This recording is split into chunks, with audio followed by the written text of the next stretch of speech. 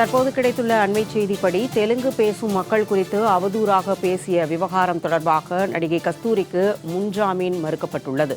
நடிகை கஸ்தூரிக்கு முன்ஜாமீன் வழங்க உயர்நீதிமன்ற மதுரை கிளை மறுத்துள்ளது. இது பற்றிய அண்மை செய்தியை தற்போது பார்த்துக் கொண்டிருக்கிறோம்.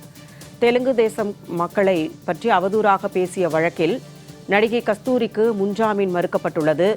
இது பற்றிய அண்மை செய்தியை தற்போது பார்த்துக் கொண்டிருக்கிறோம். இது குறித்தான கூடுதல் விவரங்களுடன் எமது செய்தியாளர் சல்மான் இணைகிறார். வணக்கம் சல்மான்.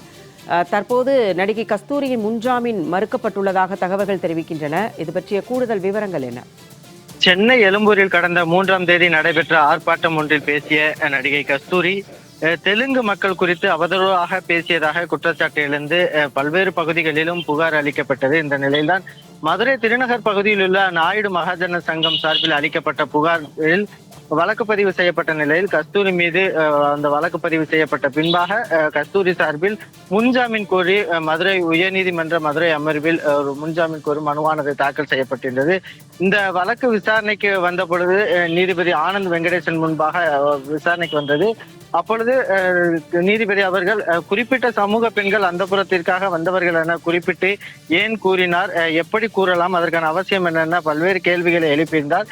இந்த நிலையானது வழக்கானது இன்று ஒத்திவைக்கப்பட்டிருந்த நிலையில் தற்பொழுது அந்த தெலுங்கு மக்கள் குறித்து அவதூறு பேச்சு தொடர்பாக நடிகை கஸ்தூரி தொடரப்பட்ட முன்ஜாமீன் வழக்கு மதுரை அமர்வானது தள்ளுபடி செய்து உத்தரவிட்டிருக்கிறது.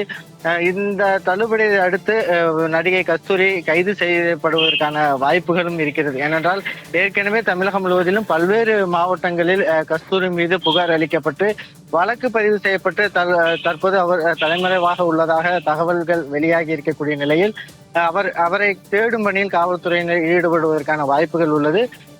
தெலுங்கு மக்கள் குறித்தும் அந்த குறிப்பிட்ட சமூகத்தினுடைய பெண்கள் குறித்தும் அவதூறாக பேசியது தொடர்பான வழக்கில் நடிகை கஸ்தூரி முன்ஜாமீன் கோரிய மதுரை அந்த வழக்கானது மதுரை உயர்நீதிமன்ற மதுரை அமர்வானது தள்ளுபடி செய்து உத்தரவு பிறப்பித்திருக்கிறது. ஜெயா, நடிகை கஸ்தூரிக்கு முன்ஜாமீன் மறுக்கப்பட்டுள்ளது தொடர்பான செய்திகளோடு இணைந்தமைக்கு நன்றி சல்மான்.